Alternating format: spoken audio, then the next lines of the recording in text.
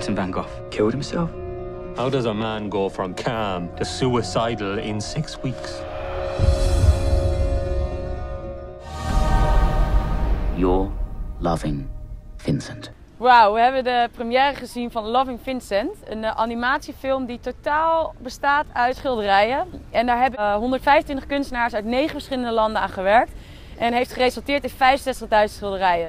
Het Noordbrabants Museum heeft voor elkaar gekregen om alle schilderijen die in de film zijn gebruikt tentoon te stellen in een museum. En wij kunnen natuurlijk niet nalaten om hier een vlog over te maken, dus wij gaan op naar Den Bosch. We hebben geregeld dat we Head of Collections mogen spreken van het Noordbrabants Museum. Dorota, de regisseur van de film, en een kunstenaar die heeft meegewerkt. Oh wow. Hier zie ik al iets van Loving staan.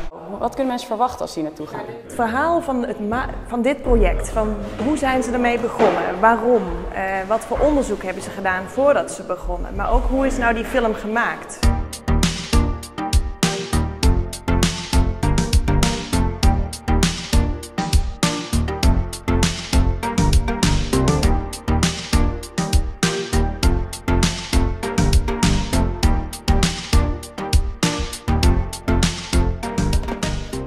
I had this background in fine arts and I missed painting a lot in my life because I worked in animation. So I wanted to make a painted film. I wanted to tell the story of an artist through his work because I thought that you always have these biopics or big films about artists, but they mainly concentrated on his life. It's very often the paintings are like a prop somewhere in the background, so I thought that they will play the main role. For me it was obvious it has to be Vincent. I've been reading his letters many times in my life, and especially in that period, a dark moment of my life. I was I think a little bit depressed. I was 28, I didn't know what to do with my life. I just felt some sort of connection.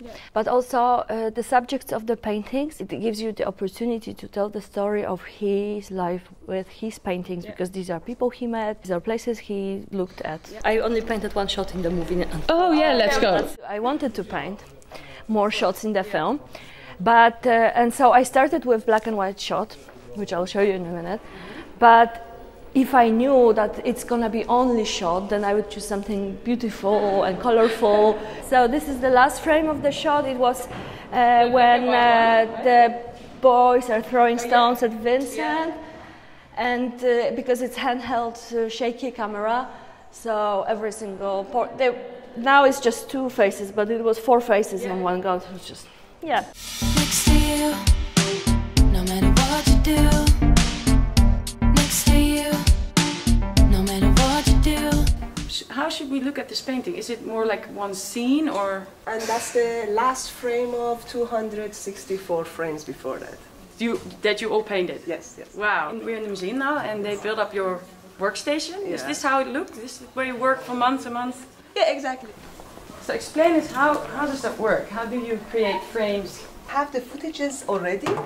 It's been filmed by actors. Everything is based on the original Van Gogh. For example, in this scene, I'm going to animate Lobersus. I'm matching the colors and the background and the style and brush strokes of Van Gogh in this painting. Jij zegt net, ik zie de schilderij meer als een onderdeel van de film en niet aan zich, maar toch hangen ze hier allemaal ingelijst. Ja. Deze werken, ze zijn stuk voor stuk, is het hartstikke bijzonder wat ze hebben gedaan en er zit ook echt wel een bepaalde kwaliteit in. Maar ze zijn nooit bedoeld als op zichzelf staand kunstwerk. De film heeft het, de vorm en de kleur en ook de inhoud bepaald. Wat het zo bijzonder maakt, is dus dat ze een eindproduct neerzetten wat dusdanig spectaculair is, waardoor heel veel mensen op een hele laagdrempelige manier meer te weten komen over Van Gogh en meer opnieuw geraakt worden. Nou Blij, wat is het meest boeiende wat je net hebt gehoord in de tentoonstelling? Nou, ik denk eigenlijk dat Dorota alleen maar uiteindelijk 1 scène heeft geschilderd. Wat op mij het meeste indruk heeft gemaakt is de ondernemerszin of de ambitie die je hebt.